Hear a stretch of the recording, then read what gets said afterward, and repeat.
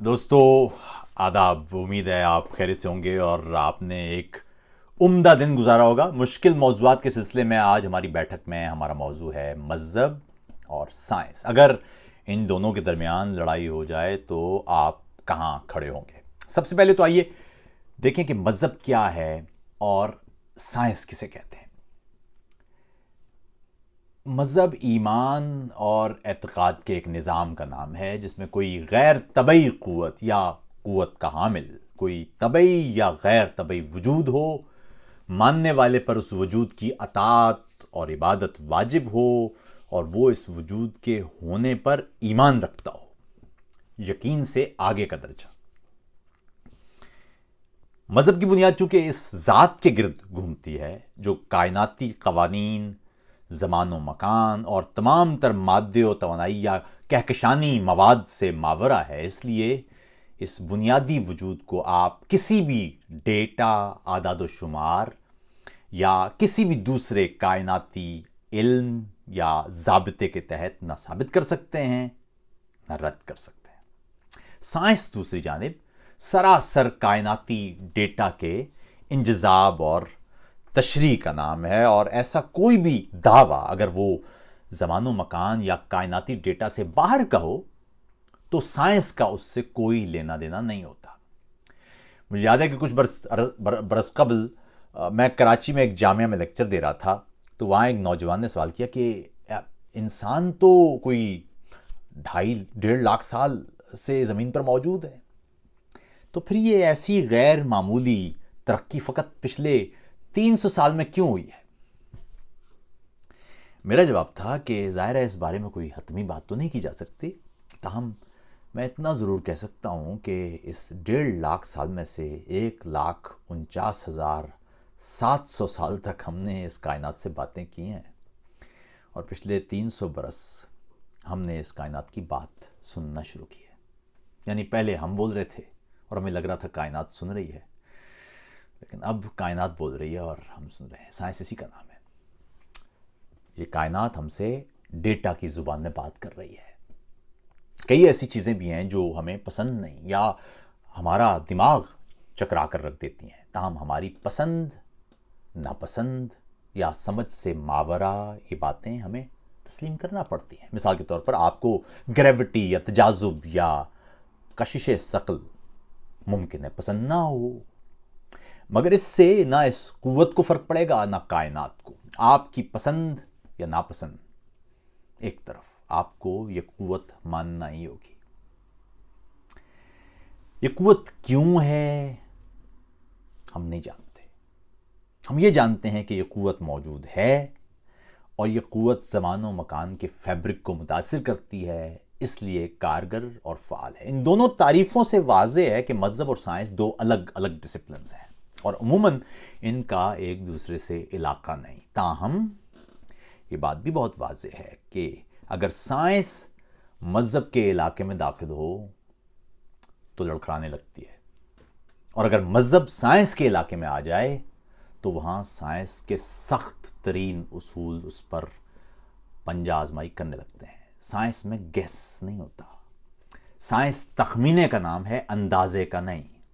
Science speaks perception. No. Science speak presumption, not assumptions.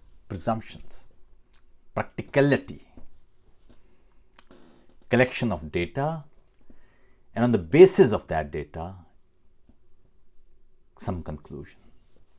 मिसाल के तौर पर तबीयत की एक थ्योरी है स्ट्रिंग थ्योरी, यानी ये कायनात बल्कि तमाम एटम, बल्कि एटमों के ज़ैली ज़र्रात यानी प्रोटॉन, इलेक्ट्रॉन, न्यूट्रॉन्स, बल्कि उनके अंदर पाए जाने वाले क्वार्क्स भी स्ट्रिंग से बने हैं। और ये स्ट्रिंग्स इतने छोटे हैं, इतने छोटे हैं, इतने छोटे हैं कि अगर एक हाइड्रोजन एटम इस कायनात के बराबर कर दिया जाए तो एक स्ट्रिंग एक पेड़ के बराबर बनती है।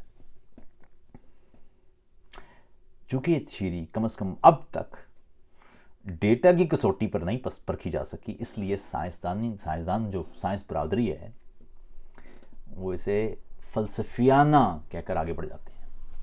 या जैसे साइंस बिग बैंग से पहले की हालत को बयान नहीं कर सकती क्योंकि तब टाइम स्पेस मौजूद नहीं था, तब का डेटा हासिल नहीं है, اور نہ حاصل ہو سکتا ہے نہ پروسیس ہو سکتا ہے. اس لیے گیس کرنا پڑے گا، اور اگر گیس کریں گے تو سائنس نہیں ہوگی. مذہب دوسری جانب چونکہ ایسے کسی ڈیٹا یا تخمینے کا نام نہیں ہے، اس لیے اس کے دعووں کو سائنس سے نہیں نمٹنا پڑتا، یا سائنس کا ان سے رابطہ ہی نہیں ہوتا. لیکن جہاں کوئی مذہب کوئی ایسا دعویٰ کر بیٹھے جو سائنس کا علاقہ ہو، تو وہاں سوال یہ پیدا ہوتا ہے کہ آیا واقعی مذہب نے ہی یہ دعویٰ کیا ہے، یا جو آپ سمجھ رہے ہیں وہ ہے نہیں. مذہب کی بنیاد چونکہ کتابوں اور کہانیوں اور روایتوں پر ہوتی ہے، اس لیے ان پر بات کرتے ہوئے ایک چیز ہمیشہ پیش نظر رہنا چاہیے، اور وہ یہ ہے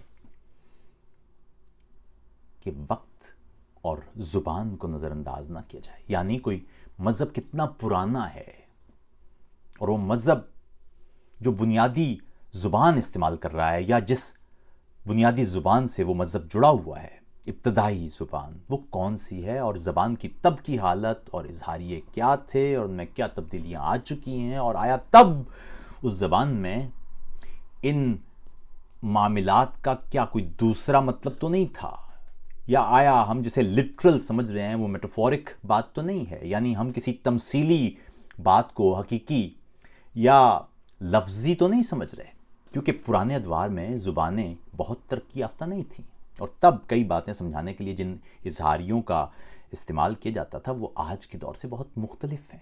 مثال کے طور پر قدیم یونانی مذہب میں دیوی دیوتاؤں کا ذکر ہے، سمندر کا دیوتا، خوبصورتی کی دیوی، طاقت کا دیوتا وغیرہ. یہاں سوال یہ ہوگا کہ اس میتھولوجی کے یہ کردار کہیں میٹافورک تو نہیں، کہیں ایسا تو نہیں کہ ہم جنہیں حقیقی کردار سمجھ رہے ہیں وہ فقط ہمیں دانش دینے کے لیے زبانی اظہاریوں سے زیادہ کچھ نہ ہو، ہم انہیں حقیقی سمجھے بیٹھے ہوں.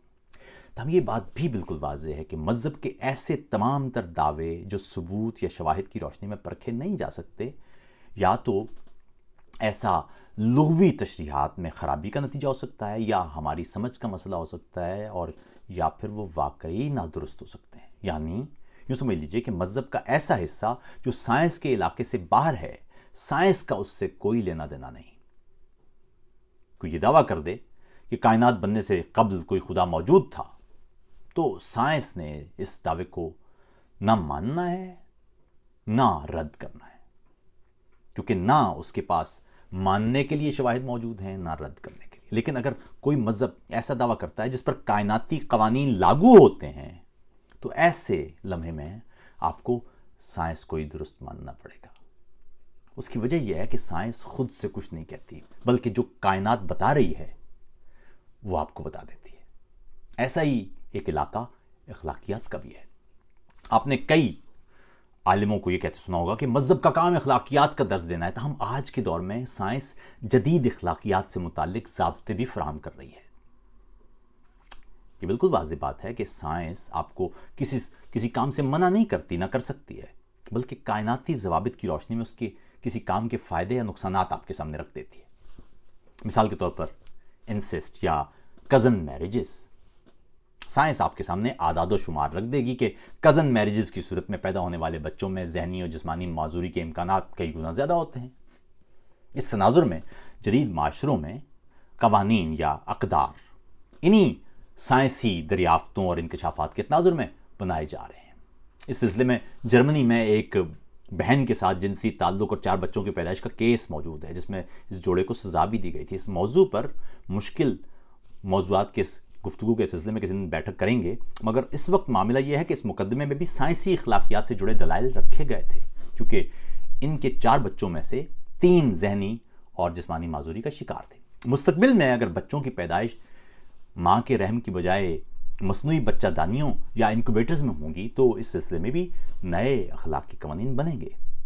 یا مصنوعی ذہانت کی ترقی اور نجی کوائف سے متعلق کئی نئے قوانین سائنسی اعداد و شمار اور تخمینوں کے ذریعے مرتب کی جا رہے ہیں. ماضی میں انسان کائنات کو سمجھنے کے لیے اندازے لگایا کرتا تھا. تب سائنس موجود نہیں تھی، یا سائنس موجود تو تھی مگر انسان نے اسے باقاعدہ ایک ڈسپلن کی طرح برتنا نہیں شروع کیا تھا. تب فلسفی اور فن کے دیگر علاقوں کے افراد اپنے اپنے طور پر اس کائنات کو سمجھنے کے لیے اندازے لگایا کرتے تھے، اس بابت سوالات کیا کرتے تھے، اور ان سوالات کے جوابات اپنے تصورات کے ذریعے حاصل کرتے تھے اندازے لگا کے. لیکن ایسی ہر حالت میں احتمال یہ رہتا تھا اور رہتا ہے کہ ممکن ہے یہ اندازہ غلط ہو۔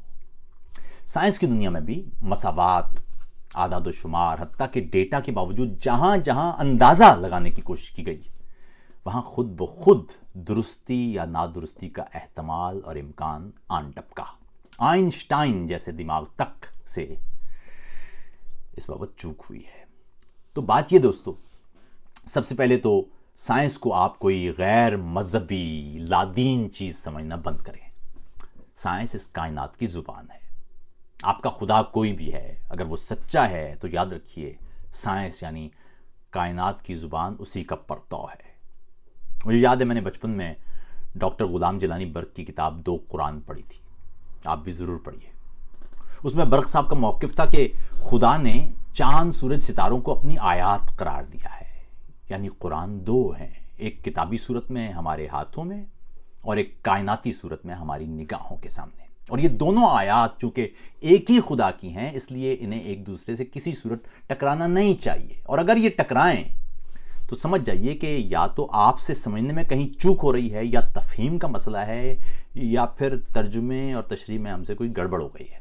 لیکن ایسی صورت میں ایک بات واضح ہے، اس کائنات سے ملنے والا ڈیٹا سراسر مقدس اذن ہے۔ اس ڈیٹا کی تکریم اس لیے بھی کرنا پڑے گی کیونکہ فقط اسی ذریعے سے چاند، سورج، بلکہ کیڑے مکوڑے، حجر، شجر، نجم، یہ سب ہم سے گفتگو کر رہے ہیں۔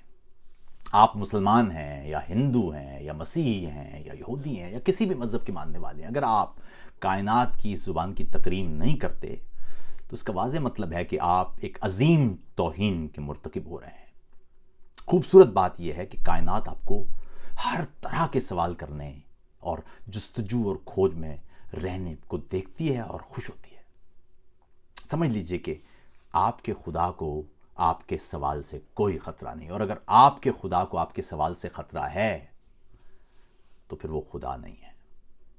اس لیے آپ کھل کے سوچئے، کھل کے سوال کیجئے، اور کھل کے اس کائنات کی زبان یعنی سائنس سے عشق کیجئے۔